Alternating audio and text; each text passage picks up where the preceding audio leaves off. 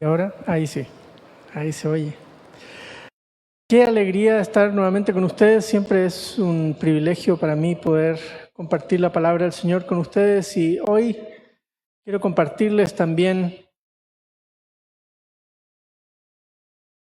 un tema. Tengo tantas hojitas aquí que me confundo con hojas, pero ahora sí. La semana pasada comenzamos con el ciclo de parábolas, ¿cierto? Y seguimos hoy reflexionando en torno a ellas. Pero tengo que confesarles que tengo un dilema. No sé si a ustedes les pasa, pero a mí me abruma la pobreza. Sobre todo me impacta tremendamente la pobreza rural. Ir a zonas en donde veo los niños con las pancitas hinchadas, clara señal de desnutrición. O llegar a un semáforo me causa impotencia. No sé qué hacer realmente. ¿Ayudo a esa persona? ¿Y qué si es un niño explotado? Pasa, ¿no? Niños ahí que los ponen para que recojan dinero. ¿Y qué si esa mujer tiene en sus brazos un bebé alquilado por el día? ¿Qué hacemos con los venezolanos que vemos en la zona 1 con carteles? ¿Y qué de los otros migrantes que pasan por Guatemala? ¿Podemos hacer algo? ¿O nos acostumbramos a no ver la pobreza? ¿Será un mecanismo de defensa que nos ayuda a vivir en el contexto de pobreza en el que vivimos? O a veces nos pasa, hablando con otras personas, hablamos de nosotros los pobres, incluyéndonos nosotros mismos. Preguntas duras, difíciles de responder, ¿no? Pensando en el sermón, me hice otras preguntas también, como ¿conocen nuestros jóvenes y niños esas realidades de las que les estoy hablando? Hoy exigen marcas y estilos, teléfonos de alta gama. Procuramos ponerlos en una burbuja para que no vean lo que muchas veces nuestros propios padres o abuelos vivieron. ¿Qué podemos hacer?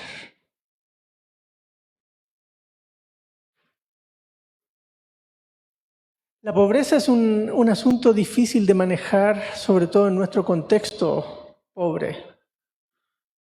Y Jesús contó una parábola que siempre que la leo me remece nuevamente, cada vez.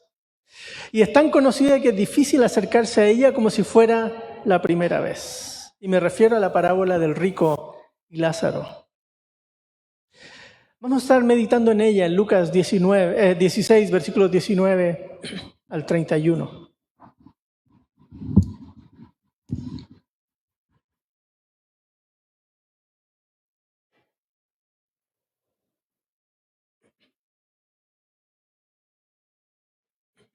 ¿Cómo leer las parábolas?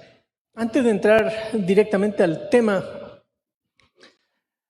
ha habido desde temprano en la historia de la Iglesia esfuerzos de entender este género literario que usó mucho Jesús. Y ha habido algunos abusos, como las alegorías, por ejemplo, que cada fragmento, cada mención de la parábola significa algo y las personas van elucubrando de qué significa aquí, qué significa allá.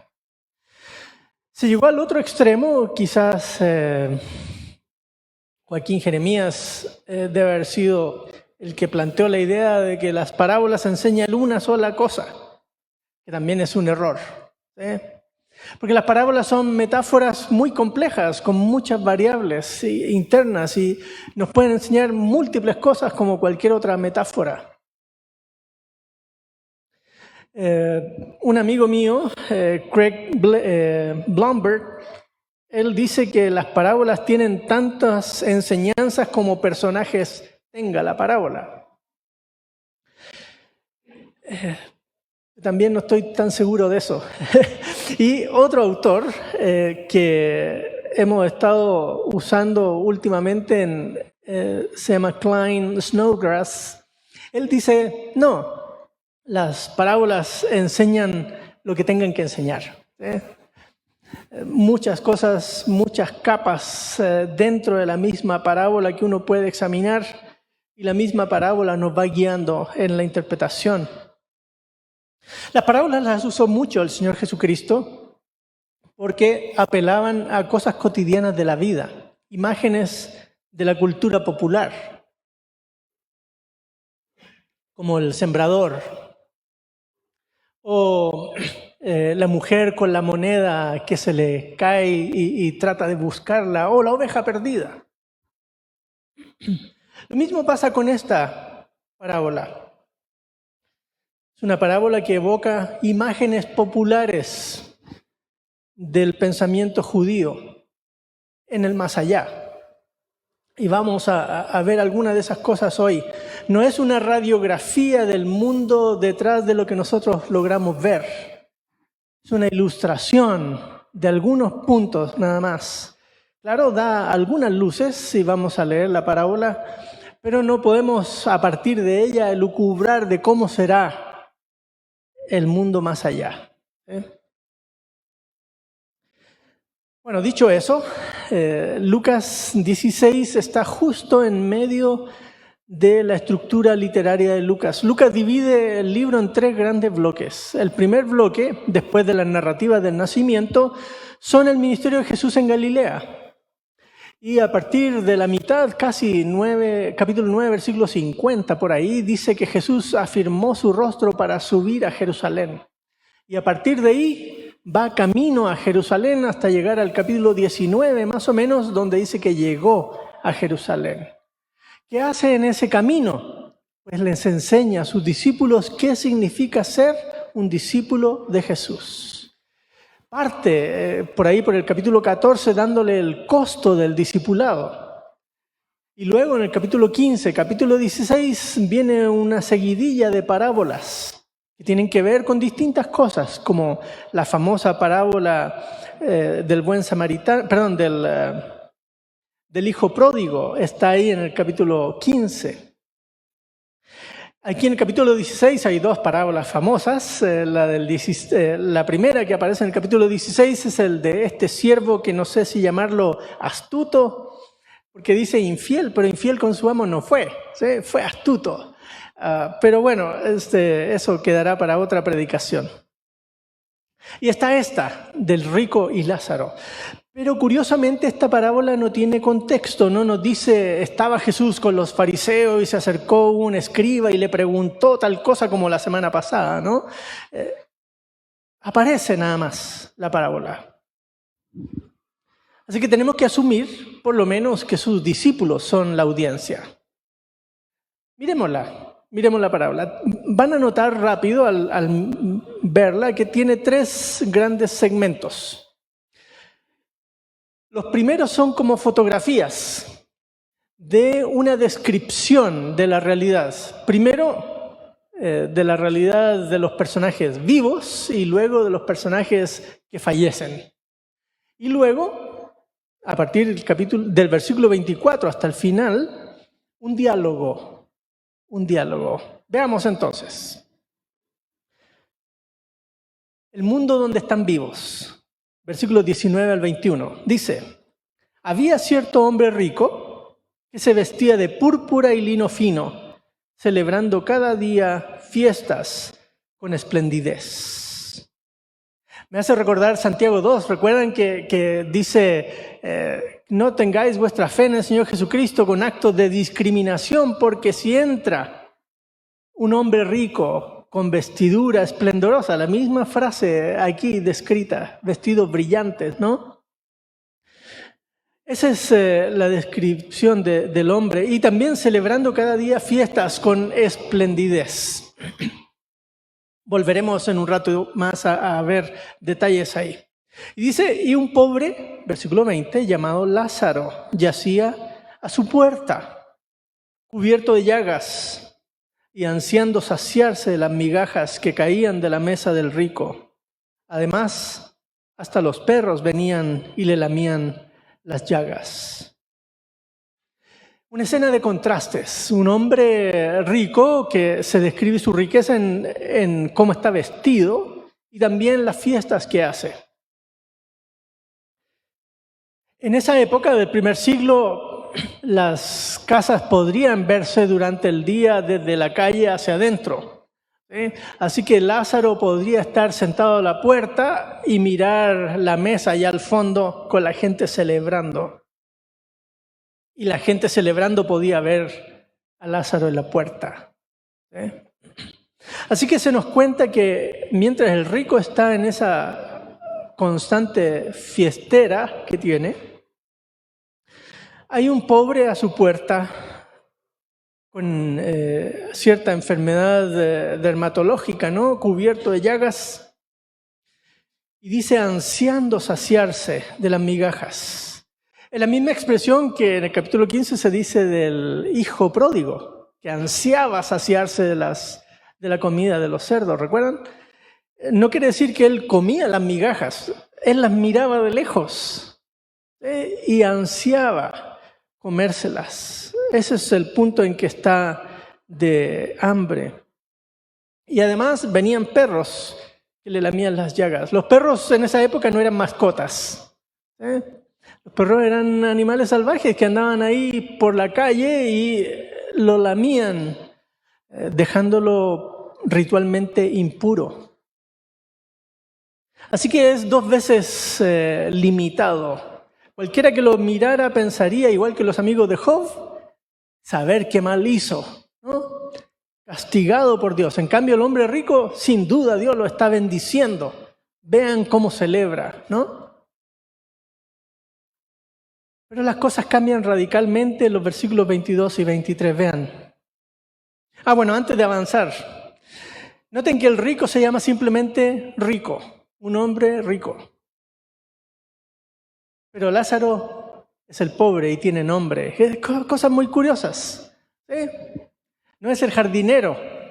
Oiga, don, córteme aquí. ¿Sí? Tiene nombre, se llama Lázaro. ¿Sí? En cambio, el rico no tiene nombre. Don sin nombre. Contrastes literarios interesantes que están aquí en la parábola. Ahora, Lázaro es la forma corta griega del nombre Eliezer. ¿Les suena Eliezer? ¿Sí? El siervo de Abraham. Noten, detallitos que están aquí en la parábola. Así que Eliezer se llama Lázaro. ¿Sí? Sucedió que murió el pobre, ahora se invierte el orden. Primero se mencionó el rico, luego el pobre, ahora primero el pobre y veamos si aparece el rico, ¿no? Y sucedió que murió el pobre y fue llevado por los ángeles al seno de Abraham. Y murió también el rico y fue sepultado. ¿Notan un contraste rápido? El pobre murió. No sabemos si fue sepultado en una tumba por ahí, en un hoyo o tirado al basurero. En cambio, el rico sí tuvo su entierro como corresponde. Pero en el caso de Lázaro, dice que fue llevado por los ángeles al seno de Abraham. Comienza un proceso de reversión de la indignidad en la que estaba a la dignificación. Los ángeles lo llevan al seno de Abraham. Seno de Abraham literalmente sería el costado de Abraham. ¿Se acuerdan que en Juan, en el aposento alto, Juan, el discípulo amado del Señor, está recostado en el seno de Jesús? ¿Sí? En el costado de Jesús. La misma palabra. ¿Sí? Así que describe una escena donde está Abraham. No sabemos si sentado en una mesa o algo. Algunos piensan que está en un banquete. Aquí no se nos dice nada respecto a banquetes, pero la cosa es que el pobre ahora está al lado del padre Abraham, con una dignificación enorme. Los ángeles primero y luego al lugar de honor, al lado de Abraham, el padre de la nación. Y el rico fue sepultado. Pero vean, el pobre abrió los ojos y vio que iban unos ángeles llevándolo, ¿no? El rico abre los ojos y vean dónde está. 23 dice, en el Hades alzó sus ojos y estando en tormentos, y vio a Abraham a lo lejos y a Lázaro en su seno. Esta segunda escena es totalmente opuesta a la que acabamos de leer en los primeros versículos. Ahora Abraham y Lázaro se ven desde lejos, así como el pobre lo veía a él en su mesa celebrando, ¿no? Ahora es el rico que mira desde lejos. Y en sufrimiento, en tormentos, en un lugar llamado Hades. Estas son palabras muy complejas de entender porque muy poco se nos dice en la Biblia de cómo son estos lugares. Hades normalmente es el lugar de los muertos, nada más. De hecho, en muchos casos, en la traducción griega equivale a la tumba, nada más. De lo que en hebreo se llama Seol. Aquí está el hombre rico sufriendo. Y no sabemos, como algunos especulan, ¿no?, que el Hades tiene dos compartimentos. Uno están las personas sin Dios y en el otro está los que confiaron en Dios. Y bueno, eso es elucubración medieval, ¿sí? El texto no nos dice nada. Lo que sí sabemos es que en esta parábola el rico puede mirar desde lejos. Y comienza el diálogo. El diálogo nos va a llevar los versículos 24 en adelante. Pongan atención. Se da en dos olas de conversación. Primero el rico habla, luego le responde a Abraham, luego el rico responde y le contrarresponde a Abraham. ¿Sí? Así van intercaladamente. Versículo 24 dice, gritando, porque claro, como están lejos, para que lo oigan, ¿no? Les grita y les dice, Padre Abraham, ten misericordia de mí. Envía a Lázaro para que moje la punta de su dedo en agua y refresque mi lengua, pues estoy en gran agonía en esta llama. Pero Abraham le dijo, hijo, y de ahí sigue, ¿no? Vean qué paradójico, un hijo de Abraham está en el Hades. Se espera que los hijos de Abraham estuvieran con Abraham, ¿no? Era bendición, pero Jesús mismo en Lucas antes ya dijo que los hijos de Abraham no son los que nacieron, sino los que creen, ¿no? Son cositas interesantes que van apareciendo aquí en la parábola. Le llama padre a Abraham y Abraham lo trata como hijo, pero un hijo que está en otra situación ahora, ¿no? Lo primero que hace el rico entonces es buscar alivio a su situación. Y lo hace de nuevo tratando a Lázaro como que si fuera su sirviente. Por favor, dígale a Lázaro y Lázaro que venga y me moje con su dedo en agua, ¿sí? Para que refresque mi lengua, ¿no? O sea, aún en la situación está mirando a Lázaro con desdén. ¿Notan eso? ¿Sí?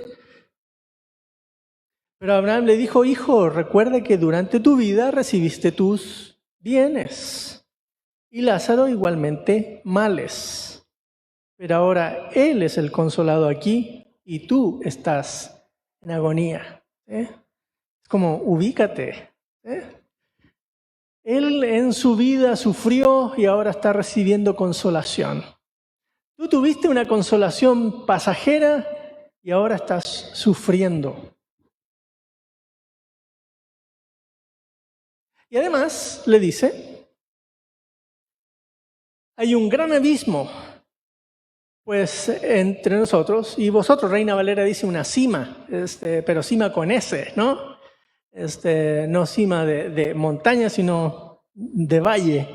Detalles de ortografía ahí por si acaso.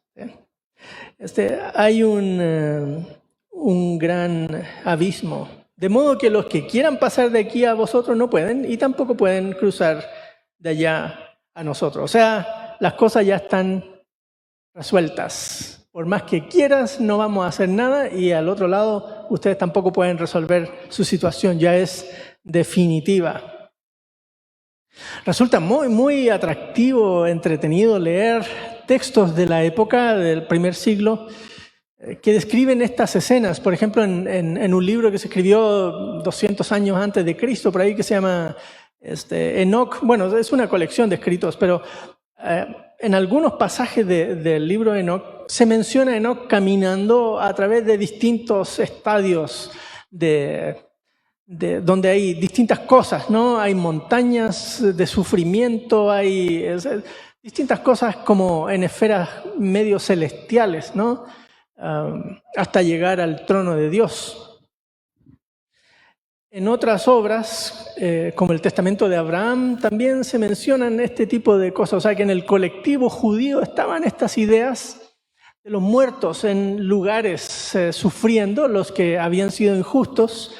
Incluso los ricos tienen su lugar especial de castigo en estos libros. Y este rico aquí está en el Hades. No sabemos más allá de esto que se nos cuenta aquí. Lo que sí es cierto es que el rico tuvo su oportunidad, ¿no? Es lo que Abraham le está diciendo. Y el pobre también vivió su situación. No se nos dice cuáles fueron las razones que Dios decidió para que uno fuera a un lado y el otro fuera al otro. No se nos dice, no es relevante para la parábola. Lo que sí es relevante es el trato y la vida que tuvo tanto el rico como el pobre, ¿no? Pero ahí no para el diálogo. Bueno, ya que no pude conmigo, sigo en esta negociación. Versículo 27. Entonces le dijo: te ruego pues, padre, que lo envíes a la casa de mi padre, pues tengo 5 hermanos, de modo que él los prevenga, para que ellos no vengan también a este lugar de tormento. Ahora mira por el bienestar de su familia, ¿no? Yo me preguntaba cuántas veces esos hermanos de ese hombre rico llegaron a los banquetes pasando al lado de Lázaro, ¿no? Viéndolo, y no hicieron nada. Ahora este hombre en el Hades quiere que sus hermanos no vivan la misma experiencia que él, así que Lázaro vaya y les hable, ¿no? Pero vean la respuesta que le da Abraham. Le dice, versículo 29, ellos tienen a Moisés y a los profetas, que los oigan. Y uno basta con recordar textos como Deuteronomio, por ejemplo, aquí lo tengo anotado, Deuteronomio 20, ¿qué es?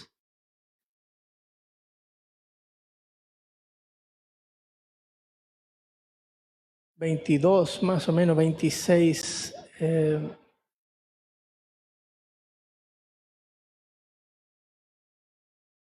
24, sí. En Deuteronomio 24 es uno de los clásicos. Hay una seguidilla a partir del versículo 10 hasta el 22 de el deber de todo ciudadano judío de no abusar del pobre, de pagar el salario justo, de no retener el salario, de no darle preferencia a una persona en el juicio, etc. ¿Sí? O sea, la ley anunciaba con claridad, y no se diga a los profetas, ¿no? Uno piensa en los profetas menores y la denuncia a las personas ricas cómo oprimen a los pobres, ¿no? Suficiente mensaje tienen para ellos reaccionar y decir, estamos actuando mal con estos pobres, tenemos que cambiar. La Biblia es suficiente, entre paréntesis. ¿Sí? De repente, en nuestro afán de convertir a las personas, buscamos estrategias, ¿no? Que regalémosle esto, que hagamos esto otro, ¿sí? Y se nos olvida que la palabra del Señor es suficiente para transformar las vidas de las personas. ¿Recuerdan lo que dijo el apóstol Pablo? Que la palabra del Señor es útil para redarguir, para corregir, para instruir, ¿no? A fin de que las personas de Dios sean enteramente preparadas para toda buena obra. La palabra del Señor es suficiente, y en este caso lo sigue siendo en la escena del hombre y Abraham en el diálogo. Y vean cómo insiste en esta especie de negociación con Abraham. No, padre, le dice en el 30, sino que si alguno va a ellos de entre los muertos, se arrepentirán. Pero Abraham le dice, si no escuchan a Moisés y a los profetas, tampoco se persuadirán si alguno se levanta de entre los muertos. No lo hicieron con Jesús resucitado tampoco, ¿no? Jesús resucitado, luego los discípulos anunciando el evangelio y la gente no quiso creer tampoco. No lo harían con Lázaro. ¿Recuerdan, entre paréntesis, el otro Lázaro que se menciona en Juan, resucitado, que capítulos más adelante, ¿qué es lo que quieren hacer con ese Lázaro? Quieren matarlo, ¿sí? Es que las escrituras son suficientes. Si las personas no quieren oír las escrituras, por más show pirotécnico que hagamos, ¿sí? Es la palabra del Señor a través de la obra del Espíritu la que transforma a las personas. Pero la historia no termina, ahí queda el diálogo. No sabemos qué pasó, no sabemos si los hermanos del rico van a cambiar. Ahí termina la historia. Esa es la famosa parábola del rico y Lázaro. ¿Y qué cosas aprendemos de esta parábola? Como les decía al principio, este dilema que tengo sigue estando con esta parábola encima, ¿no? Porque los pobres llegan a ser invisibles. Es una realidad.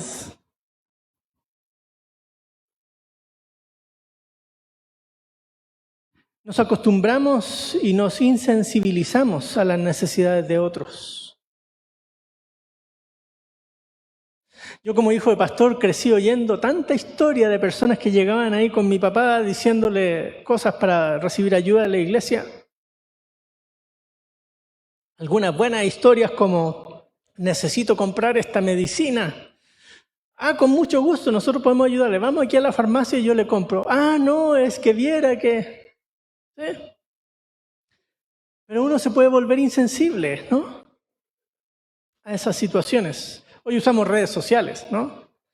La típica historia de WhatsApp que la repliquemos porque con 100 réplicas de este mensaje entonces no sé qué compañía va a donar no sé qué, ¿sí? Ingenuamente pensamos que replicando entonces va a pasar. Nos insensibilizamos a las necesidades de otros. ¿Recuerdan el mensaje del Señor Jesucristo? En Lucas, capítulo 4, Jesús dice en su prédica inaugural de su ministerio, ¿sí? He venido a dar buenas nuevas a los pobres. Sí, el Señor tenía una visión muy cercana a las necesidades de los pobres y así lo manifestó. Cuando Juan el Bautista tiene esa duda si Jesús es o no el Mesías, Jesús le dice, díganle a Juan entre varias cosas y a los pobres les es anunciado el Evangelio. ¿Sí? ¿Cómo es esa buena noticia para un pobre que no tiene que comer? ¿Cómo va a ser buena noticia? ¿No? La noticia del Evangelio no es solo a las almas, es a las personas con cuerpo y con sus necesidades. Ahora, nosotros también podemos llevar las buenas nuevas a los pobres en las cosas que están a nuestro alcance. Hay situaciones estructurales que provocan la pobreza, ¿no? Tenemos un país rico, Guatemala tiene una riqueza tremenda, pero tristemente gran parte de eso se termina yendo en coimas por aquí, coimas por allá, ¿no? Desvío de fondos por aquí, desvío de fondos por allá, y no logramos desarrollar más escuelas, más hospitales, trayendo salud a las comunidades. Y ahora que estamos en elecciones, medio mundo nos ofrece de todo, ¿no? Pero como iglesia, pensaba en las distintas oportunidades que hay aquí en la iglesia. Por ejemplo, el ministerio que ustedes hacen, ¿cómo es que se llama? Se Se me fue el ministerio aquí que estaba, están todos sentados de ese lado ahora, ustedes. Maná, ok. Maná hace un ministerio increíble de ayuda a las personas en necesidad, ¿no? A través de la educación, el cuidado, el cariño. Esa es una forma de mostrar la sensibilidad que el rico no tuvo. Se recogen ofrendas para ayudar a las viudas aquí en la iglesia. Eso también es una manera de hacerlo. Podemos hacer algo, aunque sea pequeño, nosotros, para traer educación, empleo. Hay personas aquí que tienen la posibilidad de tener empleo y contratar a algunas personas y darles esa oportunidad de desarrollarse con un empleo. Hay otras personas, tengo un amigo que vive por aquí cerca, asiste a Camino Zona 12, que lo que él hace es ayudar a las personas a desarrollar emprendimientos propios. Cambiarles el switch y hacerlos caminar por un camino que nunca han caminado y desarrollarse, generando sus propios recursos. O sea, opciones tenemos, ¿no? La cosa de repente es que nosotros delegamos estas situaciones a otros y nosotros nos desconectamos, pero posibilidades hay.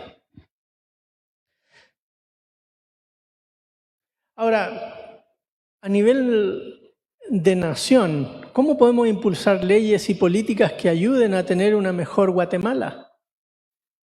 ¿Habrá alguna forma de decirle a don Neto Brand, si es que gana las elecciones, mire, por favor, preocúpese de las escuelas de Misco? ¿Tenemos alguna oportunidad? De repente alguno de ustedes es amigo del amigo del amigo de alguien, ¿no? Y puede plantearle esa situación. O sea, digo, en este mundo real de carne y hueso en el que vivimos, tenemos maneras de mostrar sensibilidad a las necesidades del pobre. No es solo poner una moneda en el que está en el semáforo y con eso ya quede tranquilo. Hay otras formas más adecuadas de hacerlo. El tiempo se me va y quiero reflexionar en dos cositas más que creo que siguen siendo importantes. Ya lo mencioné aquí al final de la parábola, la respuesta de Abraham es sumamente importante. Las Escrituras son suficiente testimonio de la voluntad de Dios. Las personas no tienen excusa. No necesitamos agregarle nada más al poder de la palabra. No necesitamos ponerle música para que cuando estamos orando la gente acepte. O levanten las manos después de una llamada, de una invitación. Si la palabra y el Espíritu no convenció a esa persona, perdemos el tiempo poniendo músicos aquí, tocando música suave, así para que mi forma de modular la oración los manipule. No, la palabra del Señor es suficiente. Ella es la que debe convencer a las personas. Ahora, ¿qué nos toca a nosotros los que predicamos? Debemos preocuparnos de ser fieles proclamadores de ella y no simplemente proclamadores de nuestras ideas, proclamadores de la palabra. Lo otro es que el Señor Jesucristo resucitó y la gente aún así no creyó. Y nosotros seguimos proclamando al Señor resucitado, así que no nos desanimemos cuando encontremos gente que no quiere cambiar. Sigamos proclamando la palabra. El Espíritu hará su labor. ¿Qué nos deja la parábola del rico y Lázaro? Un gran desafío de ser sensibles hoy. La necesidad sigue. Vivimos en un país complejo. He estado en iglesias que tienen proyectos de ayuda en las comunidades en el interior del país. Hay un precioso ministerio que se llama, ¿cómo es? Ministerio contra el Hambre, Feed the Hungry se llama en inglés. Tienen una labor preciosa aquí en Guatemala. Hacen desarrollo comunitario en el interior del país y ayudan a las personas a romper esos ciclos de pobreza. Que no la costumbre no nos insensibilice. Sigue habiendo Lázaros a la puerta de nuestra casa. Oramos. Señor, tu palabra sin duda nos reta profundamente. Vivimos en una cultura con mucha pobreza, pero tu Hijo, cuando estuvo con sus discípulos en el primer siglo, era igual o peor que nosotros. Y Él llamó a ser sensibles a través de esta parábola y también nos reta hoy. ¿Cómo hacerlo, Señor, de manera sabia? Ayúdanos. Que sea tu Espíritu que nos guíe en cómo hacerlo. Señor, danos perseverancia. Pienso en el ministerio Maná, que muchas veces estén con limitaciones económicas, con falta de personal. Pero Señor, te pido por ellos que tú los fortalezcas, sigas proveyendo como lo has hecho por tantos años. Señor, que nuevas personas puedan llegar y seguir sirviendo en este ministerio tan lindo. También por los otros ministerios